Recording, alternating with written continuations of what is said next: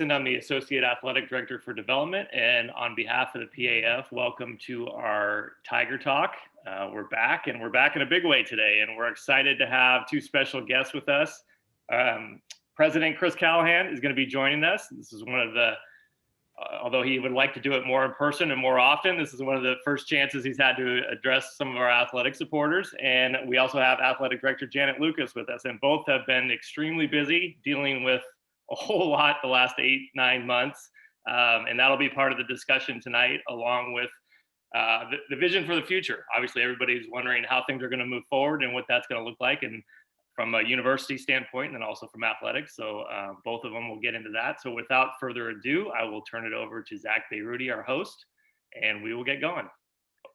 Thanks, Tim, and welcome everybody. It's great to see you all again. Special edition of Tiger Talk, obviously, with President Callahan and with our Director of Athletics, Janet Lucas. Welcome, and thank you both for being here and being available and answering a bunch of questions I think we all have, and I think everybody's been curious about. And I'm going to start with President Callahan here quickly. I kind of want to get a feel for what it's been like for you. I mean, talk about an interesting time to take the role that you've taken. I mean, a president of a university in the middle of a pandemic. What's that been like for you, and what's your transition been like in a very, very unique time? Well, thanks, Zach, and thanks for having me. I mean, in a word, I would just say just weird, right? It's just it's such an unusual time for everybody. But Gene and I feel incredibly fortunate. I mean, we're here, we're part of the Pacific family. You know, other than the fact that we're on campus with very few people, where people have given us such a wonderful welcome to this community, and we're just thrilled to be here. And we're all going through COVID together, and the good news is we're all going to come out of it together. And now we can see the light at the end of the tunnel, and I just can't wait. I can trust me when I say, Gene and I are just so excited to have everybody back on campus, and to certainly have our all of our great fans back and watching our terrific student athletes be performing on the field. So, yeah, amen. I think we're all ready for that. And I'm gonna throw it to Janet also, kind of in that same vein. Janet, what's this year? And we've talked about this on other Tiger Talks, but for the sake of, I guess, being repetitive, and for some folks that have missed the other Tiger Talks, I mean, not only what has this year been like for you, but what have you learned about yourself and about the people around you in the midst of all of this? Because it's been one hell of a challenge, I'm guessing. And literally, Zach, that's where I'm going to start. I have to say out loud, this year has certainly been challenging, but I think more importantly, it's also been rewarding. And it's the manner in which we work together to move through these challenging circumstances. I feel absolutely blessed in so many ways, because for me, it's always going to start with the people. Our staff, our coaches, and our student athletes here at Pacific are absolutely amazing. And I've talked to administrators in other athletic departments, and they are dealing with things that we are not having to deal with, because our folks have owned this. They've moved through it with a sense of purpose that is, for me, extremely unique. I don't get questions like, why can't we do X?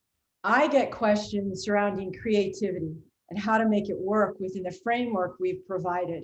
And that's a very different attitude and approach. And I think we're all on the same page. We simply want to provide the best possible experience that we can for our student athletes in these unique circumstances. So you start with everybody being on the same page, everybody being willing to shift and think out of the box about not only what we do, but how we do it. That's the key for me. If you get really stuck in the way it's always been, you're not going to solve today's problems. And that's what we need to do. And we need to do it gracefully. So hopefully our student athletes don't see that the majority of the time. Our staff works through it and then presents the best opportunity we can for them. I'm going to add to the assistance and support from numerous campus constituencies has been vital. This combination of effort and kind of mutual support within athletics and on campus has reinforced, I think, the need and value of collaboration. A team approach, I can't help it. I work in athletics, I talk this way, but a team approach is most definitely stronger and more effective than any one individual or office could ever be. I think when we started, I focused long and hard on patience. I didn't want us to leap and then have to really take multiple steps backwards, but I wanted us to grow into this. We learn every single day how to do this better. We really do. We've been very mindful of the research. As we get new information, we adapt to it. And it's impacted everything from testing protocols to what masks do we wear when, on what modes of transportation. It gets down into the weeds, but that's really where we're going to keep our student athletes and our coaches and staff the safest. And so I think also not being reactive to the situation, but responsive to it, which are really two different things. We have developed more plans than I can possibly describe. We haven't used them all, but we were ready. And that's the key. And I think that's at the core of how our coaches prepare our students. It all really does connect in the end. So, you couldn't do business as usual. You had to grow. You had to keep asking questions.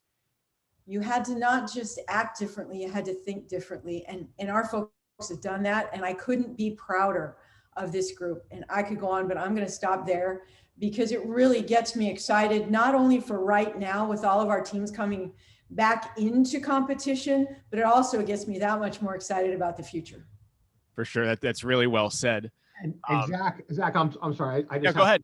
There's one huge thing that Janet left out, and that is our leader. And we have the best athletic director in a WCC, who is completely focused on the success of our students and the health of our students. And during this time, I do virtually nothing, but I see what Janet does every day, and it is extraordinary. And I know you all know this, but it is just we're very, very fortunate to have Janet leading this, particularly during this time. Yeah, no, I'd like to echo that too, and I'll say this on a personal note: I'm the only broadcaster in the West Coast Conference that's a tier 1 employee that has been given that to be able to be in the testing cadence, to be able to do everything that the team does, be around the team, travel with them. These are things that BYU and Gonzaga haven't done for their broadcasters. So from a personal standpoint, thank you, Janet, because it's kind of cool to go around the league and be like, oh yeah, Pacific's the one with the tier 1 broadcaster, and I can kind of be on the court in Vegas too, and not everyone else can do that. So I think it just speaks to how you value everything, even down to me. So thank you so much. I want to go ahead, Janet. I didn't mean to cut you off.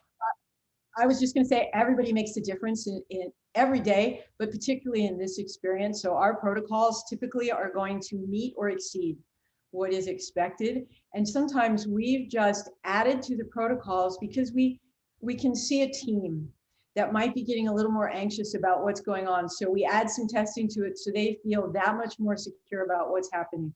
So we appreciate the fact that you are a Pacific Tiger and part of what we're doing. So thank you. Awesome. I'm going to go back to President Callahan, and I'm going to say first and foremost, when you were introduced as the university president, I did get to interview you at USF, which was a great night I'll never forget because I got to interview you and we beat USF. It was like one of the best defensive performances that we've ever had. But on a personal note, we were both intern reporters at the Boston Globe once upon a time. And when I saw your name and your credentials, I'm like, it's a journalism guy.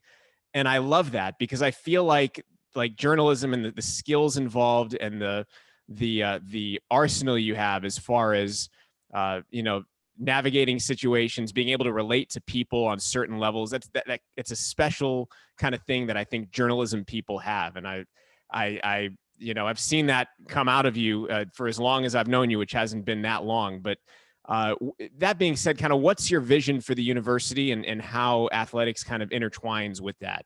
Yeah, well, I appreciate that, Zach. And actually part of it, and I think a big part of it comes down to storytelling. We have an unbelievable story to tell at our university, in our classrooms, in our academic programs, and on our athletic fields. And I think that, and Zach, you do a great job of helping to tell that story. I think we need to continue to amplify the Pacific story in literally every market, on every platform, in every dimension. And I've been trying to do that a little bit. We're increasing our abilities to do that. But boy, I think that's a big part of our future success, is making sure that everybody out there knows this is a great university. And boy, and talking about athletics, we have great, great programs. But I think part of it is that. As far as being able to be a university that competes, with programs like Gonzaga and BYU in the WCC, which isn't easy because they have resources that, certainly not a lot of schools. We're in the majority of schools that don't have the resources that they have. But how do you kind of bridge that gap in your mind? Yeah, well, I think we're doing it right now. I'm not doing anything, but our coaches and our student athletes are doing it. And I'll just look over the last 2 weeks. So Gonzaga, boy, that's the best team in the country. Well, last week, I think it was last week, Coach Stoudemire and his team played that team minute for minute. That was an intense game. The level of intensity, I will tell you, if I was another WCC team, the last team I'd want to see in the tournament is Pacific. And then the week before that, that double overtime at BYU. And I know Coach doesn't want to hear this because he'll just say, we lost. And that's because that's his job. But man, I watch those games. We can play with any team out there. And that starts with the amazing coaches that we have and our players. So there's nobody. And what I love about our players, nobody's intimidated. Nobody's intimidated. And that could be because they have to face people like Coach Perry every day. So if they're going to get intimidated, they're going to get intimidated in practice. But I think it's just remarkable. So no, I don't think there is any concern about us being able to play on the court and on the fields with any of these WCC teams. And I'll tell you, Zach, for me, it is the absolute perfect conference. Because not only can we compete on the fields, but it's the perfect set of universities to compete against in terms of size, in terms of region, in terms of quality. These are all, like Pacific, these are all high quality academic programs. So I just think it's just the perfect fit for us. Janet, I'm going to toss back to you because you're kind of Pacific in a nutshell, where you're coming from the Big West and into the WCC. You were just a couple of years behind our athletic department in doing so. But what are some of the things that you've kind of picked up on as far as the differences and maybe what's going to be required, not only of people at the university, but of supporters moving forward in the league? I think President Callahan touched on this a little bit, but I do feel the need to dive a little bit deeper into where it starts. And for me, it starts with the right head coach. Somebody who embraces the opportunity as well as the inherent challenges in building something very special. Someone who wants to build a great experience in a winning program, not just one successful season. And that's a huge difference to me. So it's got to be somebody who understands how to recruit to fit for his style in our university, and then also recruit that coaching staff that we have that understands who we are and what we stand for. And for me, we do have that with Damon. And I got very lucky. I wish I'd hired him. I did not, but I got very lucky, and I appreciate the communication that we have and the relationship that we have. I think now we have a collective role to continue to build ongoing and lasting resources for the program, for both men's and women's basketball. We have a great competitions court with the Spano Center and an amazing practice facility with the Jansen Ligorio Gymnasium. But you also have to be mindful of next steps, always. And Tim and Aaron and Bree will all tell you, we always have next steps on what's coming to really strengthen the program. So we want to look at things like a student athlete center with locker rooms for our court sports, an expanded area for sports medicine to service our students, even a gathering space for our students and our supporters. All of that is about recruiting to this university and strengthening the connection and the nature of the experience. I agree completely. I think Pacific did a great job in identifying the WCC as a great home for them. I mean, I'm just going to brag a little bit, but we had, even in the middle of remote learning and all sorts of challenges in the fall, we had 40 student athletes with a perfect 4.0. We had almost half of our student athletes on the Dean's Honor Roll. They are performing on and off the court. They, like us, are getting better every single day at what they do and how they do it. And we're we're going to sneak up on the WCC in a big way as our future unfolds. And I'm really excited about that. I think we definitely all are. And I know so much of what you just talked about and the success moving forward is predicated on the fiscal health of the department. How has COVID kind of impacted the finances of the department? And, you know, obviously going back a few years, there was like a mini kind of crisis, I guess we'll call it, where, you know, folks were concerned. But can you give us kind of a state of the fiscal health of the department as it is now? The state of the fiscal health of the department is A+, because what we've done is we've restructured our department financially. We've redefined how we approach developing budgets, how we handle expenditures. We've got new positions in place. And part of that, again, I'm going to go back to the right people.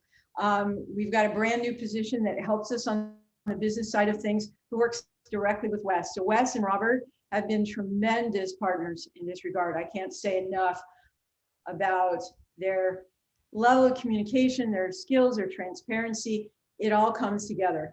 I've been developing and adapting budgets since my 20s. I got thrown into that role very early. And to me, it really comes down to being thorough, informed, nimble, and communicative. Those are 4 key things. So unlike other areas, we knew that going into this year, our enrollment in essence in athletics stayed the same. So we would still have to provide services, whether they were virtual or in person. We had to keep that in mind. We literally developed 5 different models for this year. One with sports as normally scheduled, moving fall sports to the spring, having no fall sports, having no competition all year, because we had to adapt to the lost revenue. Big time, both from ticket sales and sponsorships to NCAA revenue. And we needed to incorporate that as we made decisions. So for me, I'd get on a head coach's call and I'd talk to them about, this is what we're thinking. How does that impact you? What do you think? So that as we move forward and we finalize decisions, hopefully we were all on the same page and we were buying into that approach, whether it was about regionalizing our schedules. That also serviced us to reduce COVID exposure at the same time. We reduced the level of non-conference play. We looked at what we could control and tried to make a difference in those areas. But I think it was also really important to keep in mind, number one, the student athlete experience, always. If they're going to be here, we want it to be a positive experience, even though it's going to be different. And number two is keeping in mind the financial sustainability for the future. How can we make decisions in FY21 that will make us strong for FY22 when we can get back to the business of in-person events, spectators, fundraising, outreach, community service, all of those wonderful aspects of what our program is all about. So we're in great shape from that perspective, because so much about this is built on trust. In other words, with COVID, we have to trust that we're all making good choices, because that's what's keeping each other safe. When it comes to fiscal responsibility, we create a framework, and then we've got to trust our head coaches and our other budget managers to make good choices and be great custodians of the resources that we have and be strategic in the way that they use them. And really what that means is I create that framework and then I get out of their way, literally, and let them make decisions based on their priorities for their programs. And to me, that is working really, really well for us. It's kind of in the same vein. I'm going to go to President Callahan. How important is the synergy between the athletic department and the university as it pertains to finances overall for the university? And I say that, you know, knowing there's a school in our conference in Gonzaga where there's no secret why enrollment is so high there. I mean, it's because they have had tremendous success on the basketball court, and that's become the experience. So can you kind of touch on the relationship between the university and the athletic department? Because I feel like at times it may have been fractured or people may have viewed it as such, but can you kind of give us your vision moving forward for how the two can work together?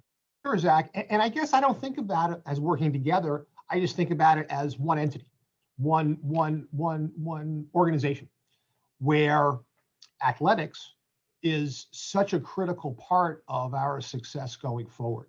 And it manifests itself in so many different ways. You know, part of it is it's the window upon which many people see the university. So that's really important. Obviously, we're getting great student athletes to come here, and they are also great students, as Janet noted. They're fantastic in the classroom, so that's part of it. But to me, it's not these sort of two separate entities, but one and the same. And our job and my job, Janet's job, and others is to see how well this all can be integrated.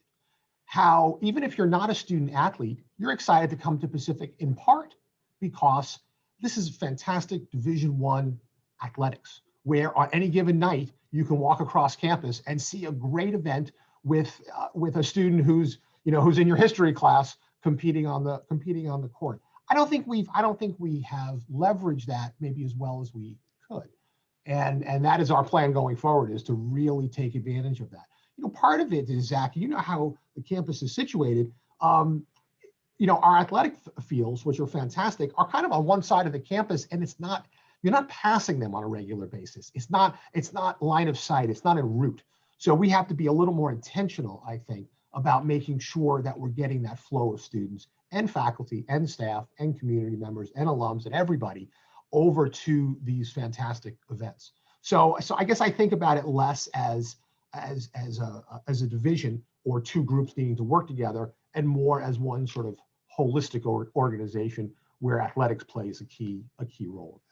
Are there elements that you think can be put in place to kind of get people in the orbit of where athletics is happening, especially since, as you mentioned, there's a lot going on the other side of campus? Yeah, Zach, I think it comes back to storytelling, right? It's to make sure that first and foremost that everybody has a high degree of awareness of everything that's going on. And part of it is, honestly, is our leaders going to events. I mean, I think that actually makes a difference. That, when Gene and I are here on campus, and which of course now is all the time, but in the future we won't be here every single day. But when we are here, to make sure that we're going to the events, to make sure that people know about that we're taking advantage of social media to say, hey, let's go over and watch the softball game. Let's go over and see soccer or a tennis match, to sort of take advantage of that, where it becomes a regular part of the culture, where it is for some people, but certainly not to the degree that I think it should be. In the same way as we want people to be going to watch our Conservatory of Music students play fantastic concerts. I mean, it's such a blessing to be at a major university, because you have all of these things that you can enjoy and take advantage of. I guess this is maybe part B of the question and an extension of it, but I guess you take that same theory about getting people from the other side of campus over to athletics. How about extending the arm even further? And how do you get people from Stockton onto the campus? Because Stockton and UOP's campus can be two vastly different entities. It's Stockton's kind of a different kind of town, and Pacific views itself, and I think in the eyes of many, as kind of an Ivy League school in the middle of kind of a working class town. So how do you bridge that gap moving forward in your mind? Yeah, and again, Zach, I think it comes back to that storytelling, to make sure that people understand that there is this great product here on this campus, and not only if you live in Stockton, but if you live anywhere in the region, right? And if you like great sports, you should be coming here on a regular basis. I think we need to project that. I think we need to amplify that on a regular basis, and make sure that people understand that everybody is welcome, and that there's a great product here on literally and on any given day. Janet, I'm going to put that same question on you as far as kind of bringing Stockton into Pacific. Literally, I'm on board with telling our story. I started talking that way as I walked through the door, because I think the story behind our student athletes is what connects people to them. It's why I love college sports as compared to some professional sports. There's a story to be told that sends the message to so many people that maybe I can do that too. Maybe I can get a scholarship and go to college and get my degree when I wasn't necessarily thinking that way. Or maybe I can go to Pacific when I thought that wasn't an option for me. I think also part of this is about the culture of our campus being connected to our community in a stronger way. In other words, those concerts, the athletic events, also invite the community to our campus, We have to help them understand that it is accessible. It isn't private property in that way. And so I'm going to use our education day as a perfect example, because I love it when we can create a partnership or a connection with our community that has multiple messages. So our typical education day brought thousands of screaming elementary school students into the Spano Center, right? They got to see a wonderful basketball game. It was the last few years, it's been women's basketball, but yet we served lunch. They got a campus tour that was guided by some of our student athletes. So some of their role models were right there next to them, walking them through campus. And then as they left, they all got an age-appropriate book. That has layers and layers to it on the message of education and literacy and enjoying yourselves as you come to our campus. We can do that in a very unique way. I think I have a tendency to always connect college sports to experiential learning, because it really shapes the student athletes in who they are and how they pursue their life after college and after sport. Just like we have students that are active part of ASUOP. It is not a requirement, but it is literally going to shape their interests and how they approach service, and how they lead down the road. And it's going to help if we help other people understand the nature of the totality of this experience. But also, it's just fun. And if we can sell those combined messages, Stockton will embrace us even more as their hometown team. And in the end, whether it's Stockton or the surrounding area, that to me is the message. And the mission that we're on is so people really feel like Pacific is their team. It's not my team. It's not our team. It's their team. And that's really important to me. For sure.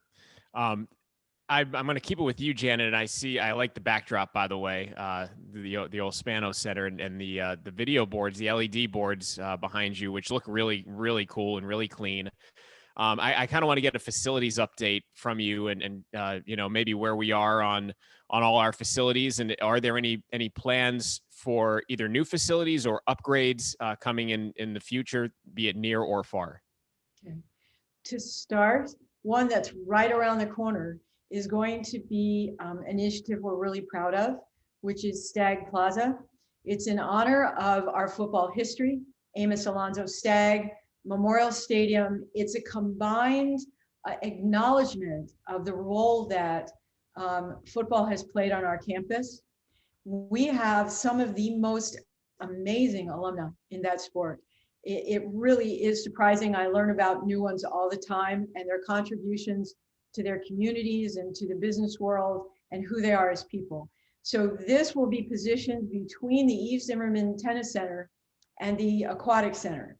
And it will literally be a gateway to other opportunities within our athletics complex. But it will also be a gathering spot. And that piece of it is really important to me. We'll memorialize a lot of the contributions that football alums have made to our campus and our coaches, but also it'll become a point of pride for our campus and a gathering spot before and after events, be it athletic events or others on campus. So that's number one. We keep having to reschedule. God bless Tim, he's been really patient with this. Our football reunion and the corresponding Hall of Fame event, and we're trying to work it out. So if humanly possible, we can connect all of these, it would be picture perfect for us. So that's number one. I was alluding to a student athlete center earlier. I'm very serious about that. We'd love to be able to position this in place of the old South Campus gym so that we have some facilities that we're really, really proud of when it comes to locker rooms for our court sports and the other specifics that I stated, such as we've got a training room that has been wonderful, and we put as much into that training room as we can possibly do, but we service over 300 student athletes, and we need a bigger space that can really support them medically in the manner in which they need. So that's at the very beginning planning stages. We are working on next steps for our aquatic center. We do have a donation that we've received, and we're working through the best way to continue to develop that facility. services 4 of our programs, men's and women's water polo and men's and women's swimming. And we just want to keep making that a facility that we continue to be really proud of moving forward. We've added the video board, made a huge difference. We expanded the seating last year. Now it's what's next. And we're working through that so that it's of value to the students and the fans if at all possible. No pressure here, again, for our development folks, but we need a new scoreboard at baseball. We have an amazing facility, but it's time for a new video board at that facility. So we're really looking forward at pulling that together.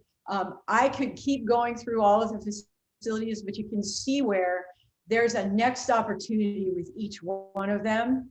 And we want to keep each of them moving forward. And I think Tim and his staff have done a great job with keeping these initiatives moving at a time where everything is virtual. Really, really hard. And our facilities and events staff is working on this as well. And I'm just really proud of them. And I think it's really going to make a difference in our ability to recruit the best fit possible for our students, but to also make our community very proud of the facilities that we have. And it's going to be that much more enjoyable as our fans come back to our facilities and really embrace the experience.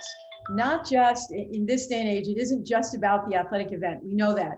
It's the center of it, but there's an experience around it that is just very much part of the fun, part of the connection, so that people want to come back time and time again, kind of like Henry.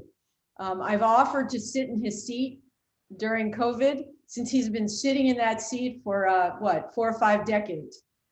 It's very strange for me to see that seat empty in the Hispano Center. And we're all ready to get people back as quickly as possible, but specifically when the time is right and in the right way. I kind of want to keep it there and go over to President Callahan. And I'm going to ask Janet about, on the athletics side, how we're going to do this. But how about giving us some insight as to what you need to do to bring people back into the fold, bring people back onto campus, students and faculty. Obviously you've thought about it, but how far along in the thought process are you as far as how we bring people back safely and, hopefully as quickly as possible? Yeah, Zach. And obviously that's, it's something that we deal with virtually every day. We're excited by the fact that there are finally vaccines out there now. Boy, they're getting out there very slowly. This semester, I never want to say never, but I think the likelihood of us coming back in a significant way this semester is fairly small. So we're really focused on the end of summer and the beginning of fall semester. So summer 3, which is the 5 weeks leading up to basically mid-July and going forward. My hope is by then we will be able to bring back everybody in a full and robust way, because by that point, our hope is all of everybody who's needed has been vaccinated, and we're going to be able to move forward from that point. And I will tell you, Zach, it's really remarkable that we've been able to weather this over the past year, because so much of our financial health is derived from enrollment. And because of our faculty and our staff and our leaders working so hard, we were able to keep our enrollment numbers at pre-COVID levels. And we're one of the very few universities in the country of our kind that was able to do that. So we're very, very fortunate in that regard. So my hope is by the time we get into summer, we are, we're getting everybody fully back and having, I don't want to say back to normal, because I'm not sure if anything will ever be normal again after COVID. And of course, there are a lot of lessons that we learn from this that we can take advantage of, but certainly to have everybody back on all 3 of our campuses in that midsummer period. Sure. I'm gonna get to the athletics part of this with Janet in a moment, but I want to let everybody know that in about 10 minutes or so, we're going to open it up to questions, and we invite you, if you'd like to be unmuted and interact directly, we will do that for you. We can, I think Bree said you could put it in the chat, or Bree, how do you want to, if you want to unmute yourself for a second, how do you want folks to, if they want to ask the question, what you want them to like raise their hand, or how do you want them to? They can feel free to send their questions through the chat, and I will ask if you would like to ask directly. If so, I will go ahead and unmute you when your turn is up. If not, we'll pass along to Zach and he will ask them for you. Thanks, Bree. I didn't want to mess that up. So there you go. So we invite you. We want you to interact if you'd like to, but if you're not comfortable with talking, you can certainly send it through the chat. Janet, I want to go to you now as far as bringing. I mean, we have most of the student athletes back, but as far as bringing fans back in, what's that going to look like? I know we don't have a timeline for it yet, but what's the vision as it stands right now for that? For me, I would like to bring them back as quickly as we can, but the reality is we need to be patient, because with everything else we've done in this environment, we need to do it well in order for it to last. If we jump the gun, we'll just have to back up again, and I don't want to do that. As long as San Joaquin County and the majority of the state of California is in the purple tier, we need to have audience-free athletic events. And we are privileged and blessed to be able to have those athletic events. So video streaming has been one thing we really have made sure we continue with video streaming so that people can connect in that way. Don't want to lose that opportunity for folks, in addition to any television exposure that we get. We literally have to move down into the red tier, and then I think the next one might, I forget the color of it, but we have 2 more tiers to go before we can invite spectators back to our facilities. And it might be, from my standpoint, that we start with student athlete families, for example, so that they can see them, particularly for the seniors, if we're able to do that. Then we start looking at our PAF members and our PAF board and the people that have supported our program all along. And then we grow back into opening it up publicly. Social distancing, wearing masks, all of those things are going to come into play. The question is how long? And we need to be patient so that we do it well. Really important to me. I know that, for example, let me pick on the sport of basketball a little bit. Since they have been the most active sports up to this point, there is a grind to this that is very challenging. But what we can see on the court now with both men's and women's basketball, they get better every time they play, because they've been able to sustain their activity after a few pauses at the beginning. But you've got to remember that part of the connection has to do with fans in the stands and having that excitement and that energy. And our coaches and our student athletes have adapted to an environment that is totally contrary to what the experience is supposed to be. So I don't know who's more anxious to get the spectators back in our venues. If it's our student athletes, myself, or our coaches, I think we're all on the same page in that regard. I hear you. We're all anxious to get everybody back. And I say it on every basketball broadcast I do. Like, we really miss you. And it's man, I can't say it enough. President Callahan, kind of looking forward, you mentioned, we don't know if we'll ever be the same after COVID, and who knows, I'm sure at some point we'll get back to some semblance of normal, but what about the future of higher education post-COVID? What's that going to look like in your mind, if you're prognosticating, which we all are right now? Yeah, Zach. And we look, as you can imagine, we look at that a lot. I think specifically for Pacific, there are great lessons that are going to be learned here that we're going to apply, but also things we're not going to do. So, I've heard people say, oh, well, this online learning works really well, so we can just go all online. Pacific's never going to do that. The core undergraduate experience of being at University of the Pacific is being at University of the Pacific, is being on the campus, is having those relationships with our faculty and our staff and our coaches. I don't see that changing at all. What I do see changing is some advanced degrees, master's degrees for folks who've been out of school, certificate programs, and those, it makes all the sense in the world to start developing much more in a fully online way, because it takes away the geographic barriers for folks who are working and already have their lives started. I do think Zoom has been an absolute, I know we're all sick of it now, but post-COVID, it's going to be a great blessing. And when I think about it, even in simple terms, like guest speakers. Well, before, right, who are your guest speakers that you could bring to a class? Well, they have to be within 30 miles or so.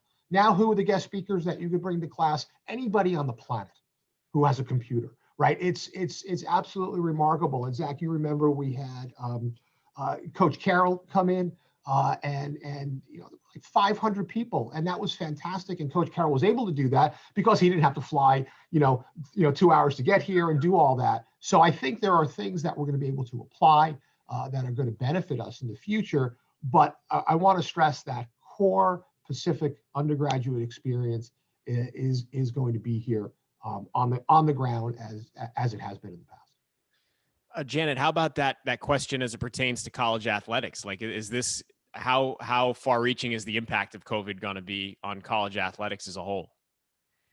Oh, it's tremendous in that regard, and we have to take the best of this experience as we move forward and keep it with us. So, for example, I'm going to use the Tiger Talks as one example for us, a way to connect to our amazing alums that are spread all over the world, right? Normally, they can't come to an event. They don't come back to the area maybe as often as they'd like, but this is a way to keep them connected to the growth and progress of our athletic program and our university. I think that's key. I want us to find the strategic way to do this, because quantity, we've learned with Zoom, quantity doesn't necessarily get the job done, but quality does. And we've got quality in both our alums. I want, the outreach with our parents in particular of our student athletes. This is going to make a difference so they feel the same connection to Pacific, hopefully, that their sons and daughters do. And it's part of our culture, which for me is a lot about the personal touch at Pacific. We are able to do that. We offer a different experience than a school that has 30,000 students. And we want to stay, to me, very true to that. And if we can use a virtual environment to continue to build on that, it makes the Pacific purpose very palpable and very real for our supporters and all the various external constituencies that we have. So I look forward to be able to incorporate that, not replace one with the other, similar to the way President Callahan was talking about academics, but to add it to our toolbox of how we connect with folks. Well said. And before we get to questions, Janet, I'm going to stick with you, and I don't mean to put you on the spot, but I'm going to put you on the spot. As far as dealing with the NCAA, and this is an entity that has been changing and going through all kinds of changes over, especially I think the last 5 years, but can you give us maybe some of the pros and the cons of what the NCAA has done during COVID? What's helped you, what's frustrated you, and just kind of give us a clearer picture of how it's kind of come down on you from the top. One of the things that's very, very positive to me is the social science side of what the NCAA has done with creating a plan for the resocialization of sport is the title of it. In other words, it's how to return to play in a safe and healthy environment. So they have been using their resources to help all of the NCAA institutions do this well. It evolves and it changes, so you've got to be careful what you wish for in some ways, because we've got to keep growing with that, but it's been extremely helpful in that regard. I think where my concerns start to surface is relative to losing the values that created the NCAA in the first place. In other words, I'm going to use Pacific as an example. Part of what was really important to me during COVID is that we make value-based decisions. And that meant we had to look at things differently, and it wasn't always about winning. And I know that hurts a little bit. Do we want to win? Absolutely. We want to be as successful as we can possibly be. But in an environment like this, we had to shift a little bit. And I don't know that the shifting of the NCAA has stayed true to those values. And literally, when I talk about our foundation and our athletic program, I talk about a student athlete centered program that is coach driven and community supported. That's the three-legged stool that's really, really important to me. And when we start talking about name, image, and likeness, we didn't, as an organization, grow fast enough. And that's backed us into a corner right now that's created some very reactive responses that aren't as thorough and as thought out as they need to be. Literally, the NCAA talked about name, image, and likeness a lot until the state of California passed a law. And then they got more responsive. And even recently, we've seen the complexity of the issues associated with this. I'm very supportive of the concept, but oftentimes It's how you implement something that makes all the difference in the world. We literally have had a student athlete who chose to walk away from college sports because they had an opportunity that wasn't permissible by NCAA rules, but it really was going to frame their future and their career down the road. And we have to catch up to that. I think we also need to continue to work really hard to catch up to social media. God bless social media. It is wonderful and it is scary and it is amazing. And wow, it can be a roadblock for a student down the road if they don't handle it well. So as much as we're talking about change, we also have to educate. And that's really, really important to me. We have to educate our student athletes on how to use things to their advantage with a long-term approach. We have social injustice has been a huge issue this year. It should have been a huge issue for a very long time in our country. But then we want to see how is the NCAA, how is Pacific Athletics, how is the WCC all going to respond to keeping this at the center of our concerns as we move forward. It's been an interesting year, so I really appreciate some of the actions that have been taken. They are finite actions, and so I think we have to stay very cognizant of changing the culture, not just a specific thing that we do, okay? So all of this ties into the NCAA kind of catching up with itself. When we look at COVID, when we go back to the fall and all of the messaging, this was one thing that was really disappointing to me. You'd hear a quote from someone and they'd go, the student athletes are the center of our concern. And then they'd start talking about revenue. And obviously it's a balancing act, but if you're making value-based decisions, it's going to carry you through those challenging moments. And that's where I think the NCAA has to find their foundation again on what does college sports represent and how is it a positive contributing part of our culture, because it is innate to who we are as a country. And it's absolutely amazing. I wouldn't trade it for anything. I've been doing it for over 40 years. I want every student to have the kind of experience that I had as a student athlete because it shapes who I am as a person. I want students to be able to get career opportunities out of it, whether it's professional sports or teaching or coaching, or it could be in running a facility. There's lots of opportunity that's connected to this experience, depending on the passion of the student. And we can help support that passion and the growth of that passion. And I would like the NCAA to find their sweet spot on their leadership and how they can support this opportunity for our students. I think that's well said. And I want to give President Callahan a chance to talk just quickly about the NCAA before we get into the questions. Oh, I think Janet put it perfectly, and I'm afraid what I might say, so I won't pass. Okay, cool. Well, without further ado, actually, before I ask the first question, President Callahan, you have a note here from Josh Jones. He's our cross-country coach. He said they're at practice right now, but the cross-country team would like to thank you for the support of your program on social media. They said it's very much appreciated, and that is coming from the runners. So thank you. I wanted to pass that along from Josh. All right, we're going to get into some questions. We have a question. Our first question is coming from Gil Relon, and we're going to unmute Gil, and he can go ahead and ask. And then we have a couple others. And again, whoever would like to ask question, now's the time for either Janet or President Callahan.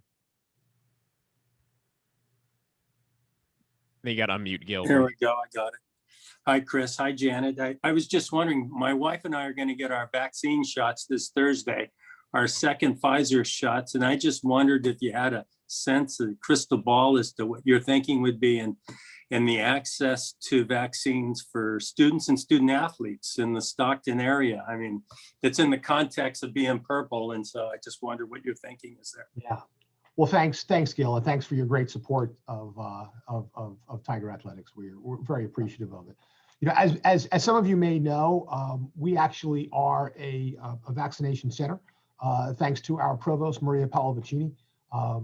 So we've actually been doing in partnership with the county vaccinations right here in the pharmacy parking lot, but it's very specific And it's very much around the county interpretation of the state guidelines. For us, that means first and foremost, our frontline, our own healthcare workers and faculty who are in our labs, our first responders, our police, and all of our faculty and staff who are 65 and older. We're also trying to now serve the community for folks 65 and older, and have been doing that. If you look at how, and I think, and I don't disagree with this, right? Sort of how the state is looking at sort of who's next and who's in which group. Unfortunately, well, it's fortunate because our student athletes are young people. They are the least susceptible. And then the unfortunate part is they are at the very end of most lists on getting that vaccination. So I think, unfortunately, this is still going to be measured in months and not weeks in terms of getting the whole Pacific community vaccinated. Jill, I would add, just so that you're aware, our athletic trainers are our healthcare workers, and they have already been vaccinated. So within the priorities of the county, that does fit. So they are extremely exposed because they work with every single student athlete, right? So I was glad we were able to start there. Maria and I have had an exchange on where do student athletes and coaches fit in. I've tried to establish some priorities as we make choices. For example, if we've got a staff member who has a particular at-risk situation, I've moved them to the top of the list, but also because our student athletes are traveling, along with our coaches in particular, they have increased risk. So we've talked about the value of those vaccines for when the time is right. Thank you. Thanks, Gil. Thank you, guys. We have a question from someone who prefer that I ask it. And I guess this is in regards to fans attending games. From a spectator standpoint, would it make a difference if the venue is outdoors rather than indoors as far as getting fans? So, I mean, obviously, like, basketball or volleyball to baseball, which is outdoors, is that going to make a difference in determining who gets to come and how many people get to be there? And Janet, I guess I'll throw it to you first. Sure. Based on the guidelines within the state of California, it does make a difference, but it doesn't get us there much faster. Does that make sense? We still have a long way to go relative to our COVID numbers and inviting people into our venues. When we hit that tier I was talking about, it allows you to do 20% capacity of an outdoor venue. It's very different right now in other parts of the country.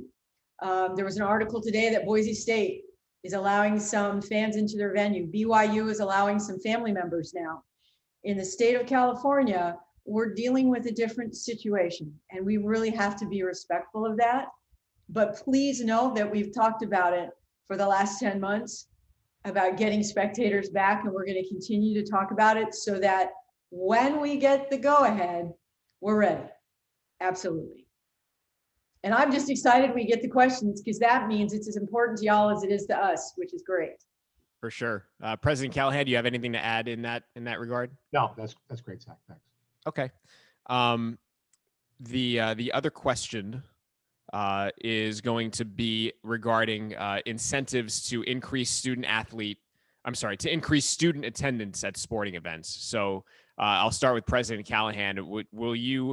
Do you have any kind of programs that you might want to put in place, or people you might want to deploy to help get students to more athletic events? Yeah, and thanks, Zach. Sort of the most important person who I would like to deploy is a person who I've known for many years now, who is dogged in her determination to get as many fans as possible, students, faculty, staff, community members, alums, into all of our games, and that's Jean Callahan, our first lady. And Jean has actually talked a lot about this. She's actually started talking to students about it in different organizations. We don't have any sort of specific plans right now, but that is going to be a thrust because we think it adds so much to the collegiate experience, whether or not you were an athlete in high school or whether or not you were never an athlete, but it's just a great bonding experience for many students. So that is something that we are going to be driving, and Jean is I don't think Jean's on this call because she hears me way too much anyway. But if she was, I think she would say that's one of her great passions is to get folks there. Fantastic. Janet, do you have anything to add in that as far as getting students to, once we were allowed, of course, getting students to the events? Absolutely, because I think that concept of student spirit is a connection between our students that will service them well even after they graduate. You can talk to people from graduation years in the 70s and 80s from Pacific, and they have a very special bond, and we want to bring that back to our campus full tilt. And I think one of the things that's a little bit different right now is a collective and collaborative approach to doing so. And I think Pacific Friday is a great example of that it wasn't done by athletics, it wasn't done by student life, it was done by, in essence, 20 to 30 collective areas on our campus that agreed to buy into this initiative, support it, encourage it, reinforce it, the list goes on. And even the conversation surrounding that was very exciting for me. Whether it's about developing new traditions that can be used at athletic events, but they can become a part of orientation or a part of, various other activities on campus. We had started developing some partnerships with Student Life and ASUOP when sort of COVID kind of interrupted some of those initiatives. I'd like to get back to that, but I think we've got a different perspective from our leadership as a whole, obviously including President Callahan, but also we have a new VP for enrollment management, and I think he thinks differently in that regard. And I expect our new VP for student life to be a part of these initiatives as well. And for me, it just gets me really excited about being a part of this campus, not just a part of Pacific Athletics. Cool. I think one last one, unless anybody has any more, this is the last one that I have. We've hosted several NCAA national events on campus and in Stockton. Will we still be looking to do that, or will there be any that are upcoming? Janet, I'll start with you. Sure. For this year, we do not have any NCAA events, understandably so. We are scheduled to host the GCC Women's Water Polo Conference Tournament. We are still working through some of the specifics on that and the size of the field and all of that, but it would at this point be spectator free. We'd work to stream just like we would with our other events. Now, when we look to the future, we have this amazing partnership with Visit Stockton, and they help us and we help them so that it's really a community event when we bring NCAA opportunities to our campus. It's one of the reasons the NCAA men's water polo championships were such a success. We have been awarded an event for the future in water polo, but it's a couple years away. We're going to continue to work to get these events through the bid process with the NCAA down the road. I know I wasn't here when we hosted an NCAA event for women's basketball, but I have heard amazing things about what that brought to our community, and hopefully we can get an event like that back as well. So I think it is it's as much for the community as it is for our student athletes, and that's a win-win to me, without a doubt. Anything to add, President Callahan? Well, Zach, it gets back to that notion of just sort of projecting the image, having more people have higher degrees of awareness of Pacific. One of my first experiences here was going to the water polo national championship, and wow, we will try to get those sorts of events as much as possible, because it's only good for our programs, our student athletes, and the university. Awesome. I think we're out of questions, but what I'm going to do now before we go, I'm going to give each of you a minute to close and maybe give a message to the supporters here and beyond. And Janet, I'll start with you if you have anything you want to say to close it out. Absolutely. First and foremost, I want to express my thanks and appreciation to everyone on this call and beyond, whether it has to do with our PAF board or our athletic advisory board or other organizations that help us take the right steps forward. It means the world to us to have you involved with our program. Many of you are very much, from my perspective, as a relative newcomer, the backbone of what we do and how we do it, and we couldn't do it without you. So I do want to say thank you Please know that we're going to stay very true to the mission and vision of this program, which is about developing student athletes as champions for life. We want to do this in an environment that supports and strives for excellence at all times. We appreciate your questions. Please know that, because then I know that you care, and that what we do and how we do it matters to you, and your perspective always helps to make us better. So thank you for all of your continuing support, and we look forward to the future of Pacific Athletics and all of you being back here with us on campus. Thank you. Amen. President Callahan? Okay, thanks, Zach. If I could just underscore Janet's comments, you are such an important part of the success and the future of Pacific Athletics, through your support, through your dedication, and we are truly appreciative of all of that. I would say for now, and we're all missing physically being there, please tune in. So many of our games are streamed live. My world changed dramatically when my younger son showed me how I can actually watch the streaming on my big screen, not just on my laptop.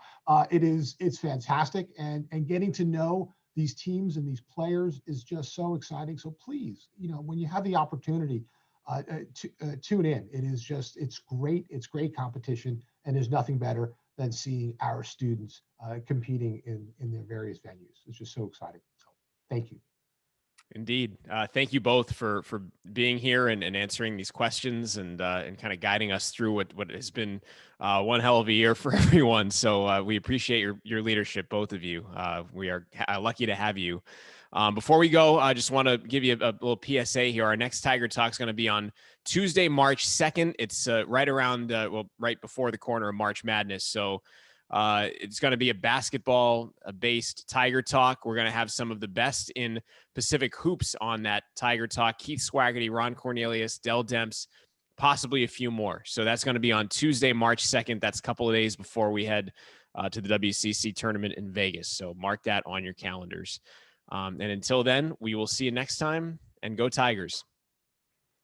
Bye, everyone. Thanks, everybody. Thank you. Thank you. Well.